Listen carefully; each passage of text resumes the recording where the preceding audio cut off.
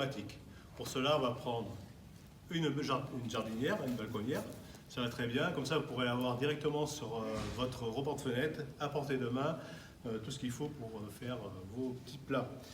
Il nous faudra du terreau géranium et on va prendre du persil, de la ciboulette et du coriandre. Je vais vous montrer comment on va mettre ça en place, mais d'abord je voulais parler du basilic. On aurait pu mettre un pied de basilic dedans aussi, mais le basilic c'est très particulier, je vous en parlerai après. Donc là nous allons remplir notre jardinière de terreau. Vérifiez bien qu'elle est percée quand même, il ne faut pas que ça fasse une piscine, ce n'est pas des plantes aquatiques, nous allons planter. Pas trop de terreau non plus, parce que pour arroser après, ça déborde. Voilà. Donc, si on veut faire quelque chose d'harmonieux, nous allons mettre le persil, la ciboulette au milieu et le coriandre de l'autre côté. Vous voyez, ça va faire quelque chose d'un peu plus d'harmonieux. Donc ici, j'ai un pot biodégradable, c'est un pot en fibre de bois, issu qui vient des Vosges. Donc ce pot, on peut le planter directement dans la terre. C'est biodégradable, il ne va pas gêner, les racines vont passer à travers. Donc je plante mon persil sur le bord, bien enterré. Ensuite je vais mettre mon pied de ciboulette. Donc là il monte en fleurs, donc il ne faut pas hésiter quand ça monte en fleurs. On va le tailler, voilà, ça va repousser très vite. On va le mettre lui au milieu.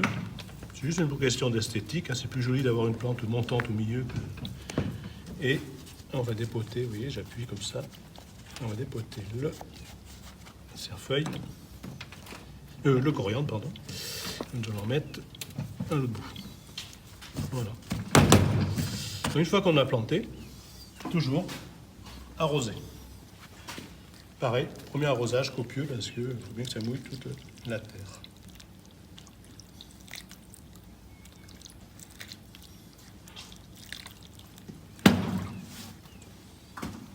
Donc, comme les tomates,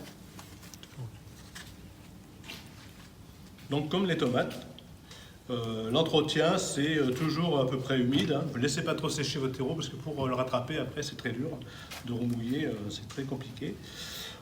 Ici nous n'avons pas de maladie particulière sur ces plantes-là, ni d'attaque de parasitisme non plus. Donc voilà, vous serez tranquille. Donc maintenant vous le posez sur votre bord de fenêtre et vous allez pouvoir faire déguster avec vos petits plats du persil, du coriandre ou de la ciboulette avec vos tomates. Donc le basilic, un petit peu particulier le basilic, ce n'est pas la même exposition que les autres plantes aromatiques que l'on a fait. Le basilic aime bien être un petit peu à l'ombre, on va dire ombre et mi-ombre. Donc on ne peut pas le mettre sur une fenêtre en plein soleil. Ce qui est bien, c'est une exposition soleil du matin jusqu'à midi et qu'après-midi il soit à l'ombre. Voilà, ça c'est son exposition. Et il n'aime pas trop pousser non plus en concurrence, il lui faut beaucoup d'air autour de lui. Donc là, on va prendre un petit contenant, ceci, c'est grand, hein, remplir de terreau, pareil, hein, terreau toujours à géranium. Toujours, c'est cultivé en biodégradable, hein, nous cultivons comme ça. J'enlève la collerette là parce que le terreau n'est pas monté jusqu'en haut, donc ça va dessécher. Et je vais planter mes basilics. Dans ce pot-là, je vais en mettre 3, pas plus. Hein. Comme je vous ai dit, il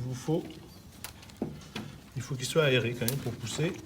Déjà, même là, vous allez voir, vous aurez quoi manger un basilic sur...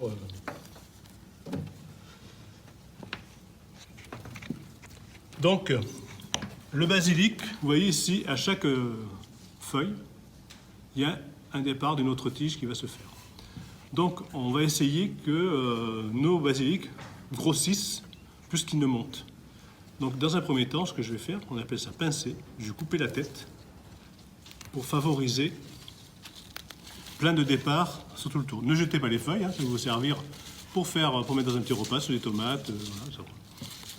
Vous pouvez le mettre ou même au congélateur, il n'y a pas de souci, ça se conserve bien. Voilà, ici j'ai mes basilics que j'ai pincés. Donc tous ces petits départs va s'étoffer et après on peut encore pincer, une fois ces départs vont venir haut comme ça, on repince les têtes aussi pour que ça grossisse. Donc ce qui est intéressant après, que vous allez prendre, c'est des feuilles. Vous allez prendre des feuilles sur votre basilic, vous allez couper les feuilles comme ceci, pour ne pas enlever la... Voilà, à chaque fois que... pour garder toujours les départs. Et vous aurez toujours du basilic. Si votre basilic commence à fleurir, faut enlever les fleurs, parce que sinon, s'il fleurit, il va mourir. Donc voilà.